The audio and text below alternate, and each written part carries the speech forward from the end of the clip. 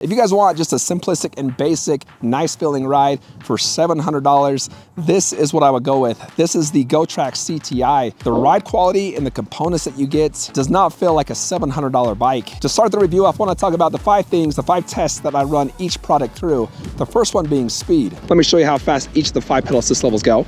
Level 1 is 12 miles an hour, 2 is 15, 3 is 18, 4 is 19, 5 is 21. If you hold the plus and minus button down for a couple seconds and then hit the power button to scroll through, you can limit the top speed. The highest level is 19.9, the lowest level is 7.5. So I want to see what the bike tops out on pedal assist level 5 at this level. So you got 21 with full power on pedal assist level 5, and now it's topping out at 13 miles an hour. I'm going to set it back to its highest level now. And then I'm going to head back up the trail because the trail isn't completely flat. And so now I want to see what the top speed is with the slight incline. I'm now topping out at 18 miles an hour. So you do lose a few miles per hour with a slight incline. It still's got some pretty good power. I'm actually okay with 18. Now I want to test out the throttle. You got a thumb throttle on the left side. I'd like to see the bike top out at 21, the same as pedal assist level 5. So let's see if that's the case.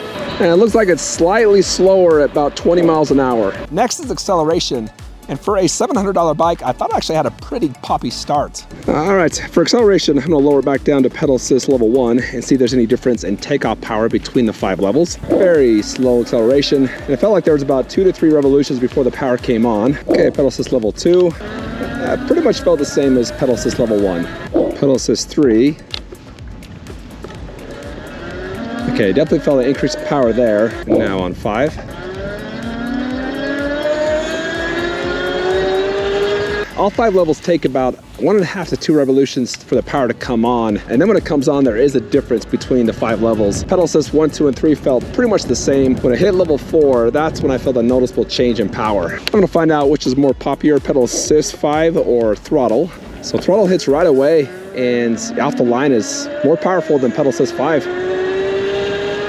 Now I wanna talk about brakes.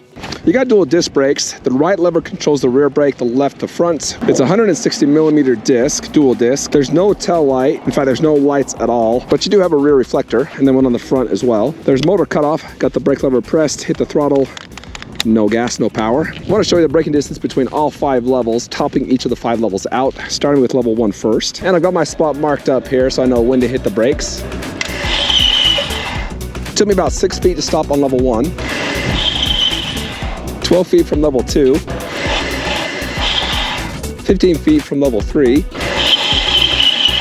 around 20 feet from level 4. That's about 25 feet to stop from level 5. I like the braking on all levels. Even on the fastest speed, I didn't have any fishtailing in the back tire.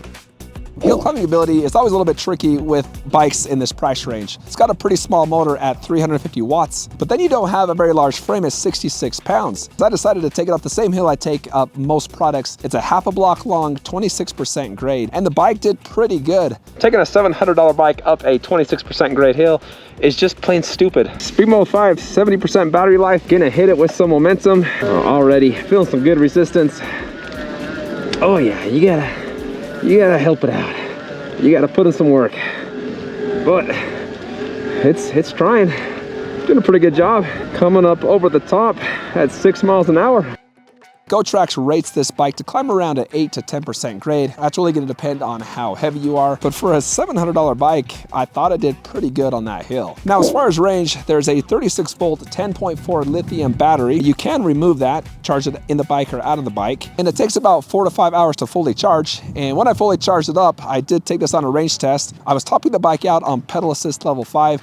My average speed was around 17, 18 miles per hour. When I got back home, my elevation gain was around 600 feet, and my app recorded over 15 miles. Now, I was riding in some cooler weather. It was around 45 degrees Fahrenheit, and I noticed when it's that chilly, I typically lose about 3 to 5 miles. Gotrax has rated this up to 40 miles. I think you'd have to ride it pretty slow and on very flat terrain to achieve that. Now I want to run you through all the components and the posture that the CTI gives you. I like the grips, actually very nice feeling grip, and they are bolted to the handlebars so they don't move. You got a nice control pad. There's 3 buttons, power button and plus and minus to change the pedal assist level. On the right side, there's a Shimano 7-speed shifter, and they have matched that with a tourney derailleur. I don't like the welding scars. They're pretty gnarly on the head tube and extend underneath the saddle. And then the wiring in front is a little bit messy. Moving back to the saddle, it's large, it feels nice, and is very comfortable. And then behind here, there's a carrying handle, which is easy to move it around or help you put it up in your truck. As you can see, there's no suspension, there's no front fork, nothing in the rear underneath the saddle, but they do have some nicer tires, and they're a little bit softer of a rubber. All the smaller bumps that you get on sidewalk lines or the transition from road to sidewalk was pretty comfortable. This is the first full-size bike that Gotrax has sent me, and even though it's a smaller and lighter frame, the saddle raises up high enough, and then you also have a very high stem,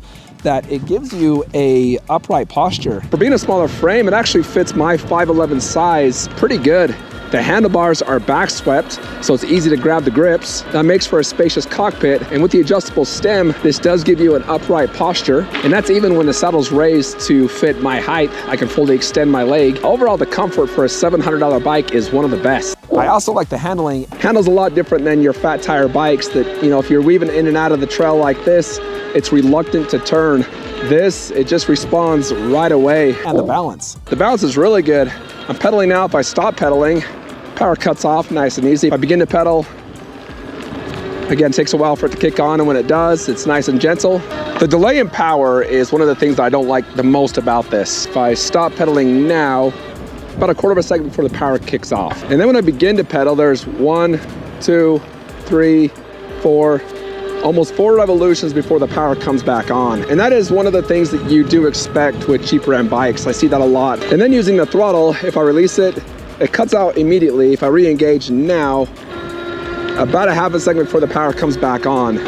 Another thing I don't like is the motor noise. If this is a slight hill and I'm topping the bike out, you can just hear that thing chugging away. But as far as any popping, cracking, other noises, it's very solid. That wraps up the review of the CTI. If you have any questions, be sure to hit me up in the comments.